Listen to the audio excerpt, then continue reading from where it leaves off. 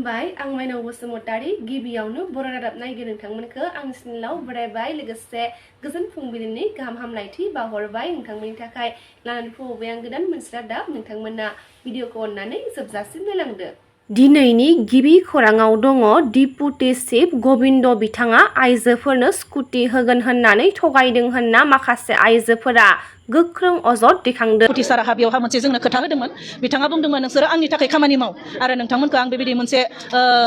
नोंथांमोननि थाबायनायनि थाखाय हान्था मेलानि थाखाय आं गंसे नोंथांमोननो स्कुटि होगोन होनदोंमोन। नाथाय दिनै सारा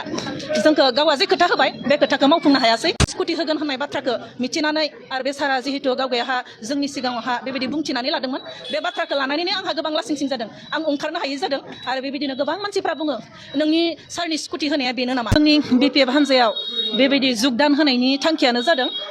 आङो 5 बोसोरनि सिगां इउपिपिएलनि सासे खौरां प्राइमारिनि वमेन सेलनि प्रेसिडेन्टमोन। नाथाय जेब्ला आङो खौरां प्राइमारिनि वमेन सेलनि प्रेसिडेन्ट जानानै आं गोबां खस्थ' खालामबाय आरो बेबायदिनो सान हर बेबायदि गोबां नाजानायनि गेजेरजों गोबां मानसिफोरखौ लिंबोबाय लाबोबाय आरो खस्थ' खालामनानै जोङो गबिन्द सारखौ जोङो बेबायदि जोंनि बेबायदि बेसेन गोनां भटखौ होनानै जोङो दैखांहरबाय। नाथाय जोङो जेब्ला दैखांहरिनि सिगाङावनो जोंनो मोनसे खोथा होदोंमोन सारा जोंनि उदालगुरि ब्लकआवहा जोंहा आसा हिसाबै आं सासे गामिनिनो आसा हिसाबै भलन्टियार हिसाबै आं गामियाव मावबाय थादों आरो आं आसानिनो जानानै आं खामानि मावदोंमोन आरो सारा पतन्जलि मोनसे अफिसावहा सारा बेबायदि मोनसे खोथा होदोंमोन। आसाफोरा जोङो बे पतन्जलि अफिसावहा जोङो 50 जननिबो बारा जोङो बेयावहा गथायसि जादोंमोन आरो बे डिपुटि साराहा बेयावहा मोनसे जोंनो खोथा होदोंमोन। बिथाङा बुंदोंमोन नोंसोरो आंनि थाखाय खामानि माव आरो नोंथांमोनखौ आं बेबायदि मोनसे नोंथांमोननि थाबायनायनि थाखाय हान्था मेलानि थाखाय आं गंसे नोंथांमोननो स्कुटि होगोन होनदोंमोन आरो बिनिनो जानानै आङो माने आसाफोरनि 50 जननि बेबायदि सासे सोद्रोमा जानानै आङो खोथा बुंदोंमोन आरो आं समायखिरा लाहोदोंमोन गोबां आसाफोरखौ बे पतन्जलि अफिसावहा। नाथाय दिनै सारा जोंखौ गावा जे खोथा होबाय बे खोथाखौ मावफुंनो हायासै आरो बेबायदिनो जोंहा गोबां बेबायदि आंहा लासिंसिंनि बाथ्रा जादों। खारन आं सासे आसा जानानै आसानि बेबायदि मोनसे स्कुटि होगोन होननाय बाथ्राखौ मिथिनानै आरो बे सारा जिहेतु गावगायाहा जोंनि सिगाङावहा बेबायदि बुंथिनानै लादोंमोन बे बाथ्राखौ लानानैनो आंहा गोबां लासिंसिं जादों। आं ओंखारनो हायै जादों आरो बेबायदिनो गोबां मानसिफ्रा बुङो नोंनि सारनि स्कुटि होनाया बेनो नामा?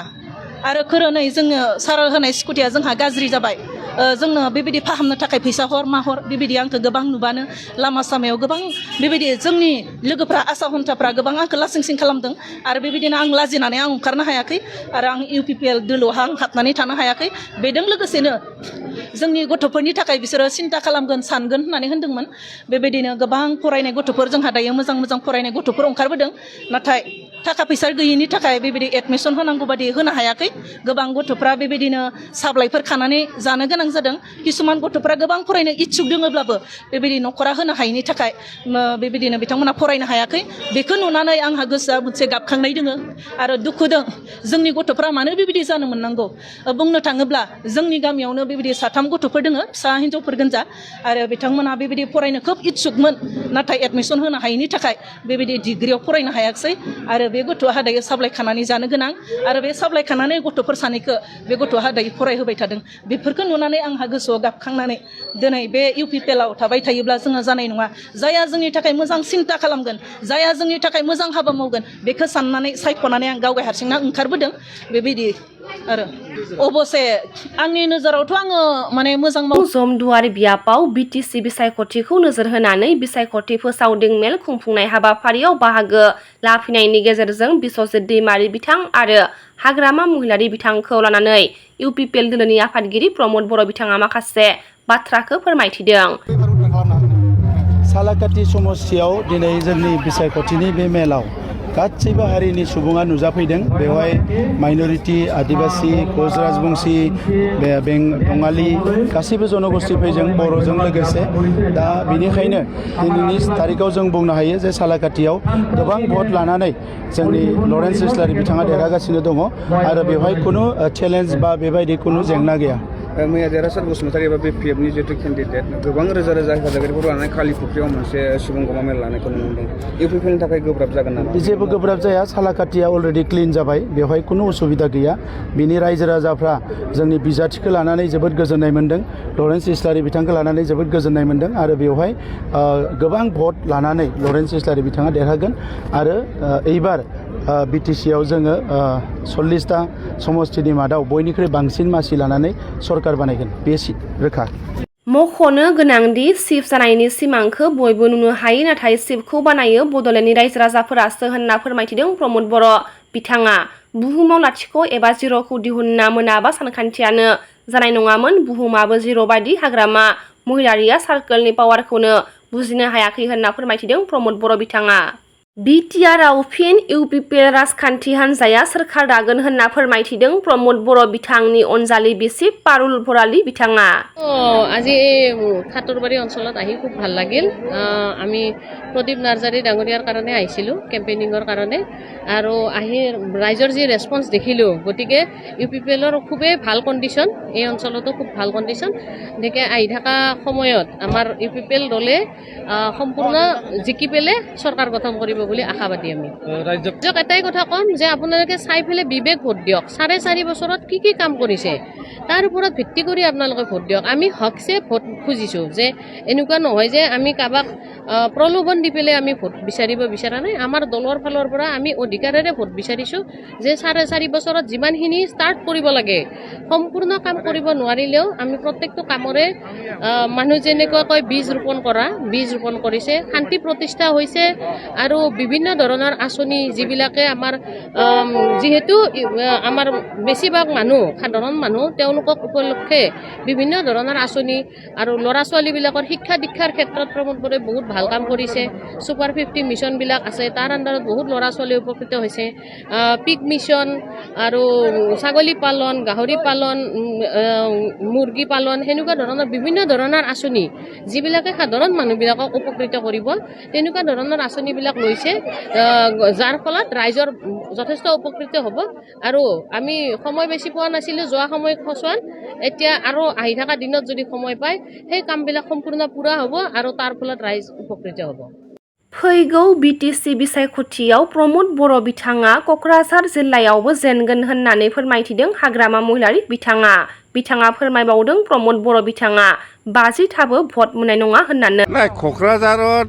प्रमद बर' पात्ता नापाय हि ইয়াৰ এই তামোলপুৰৰ মানুহ হয় তামোলপুৰতে হি নিজিকে ক'ক্ৰাঝাৰত কেনেকৈ জিকিব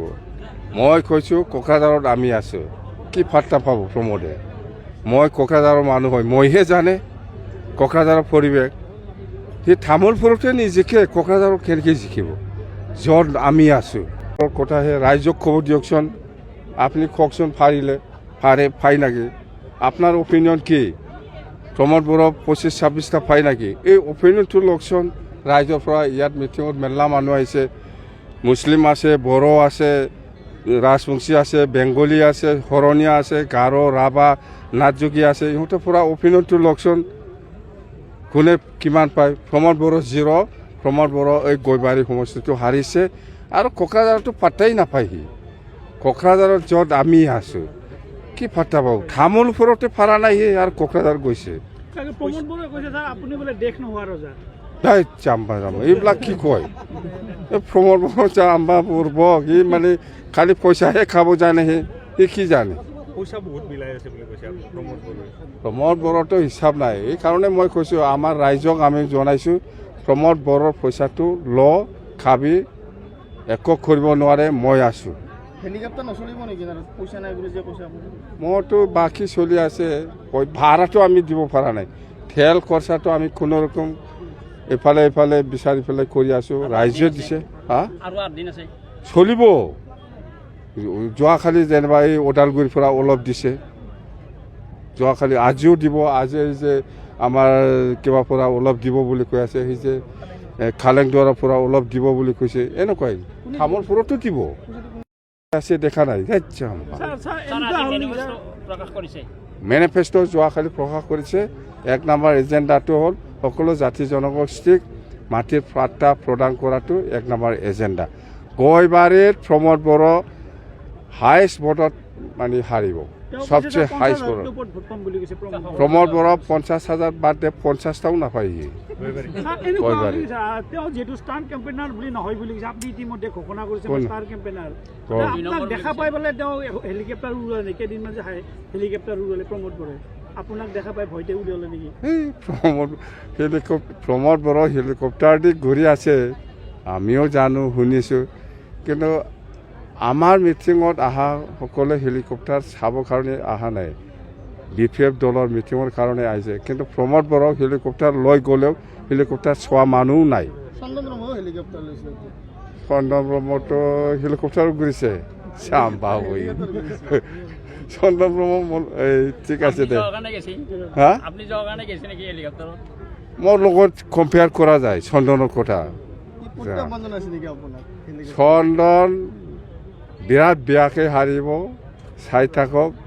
বেছি দিন নাই 26 তাৰিখ আহক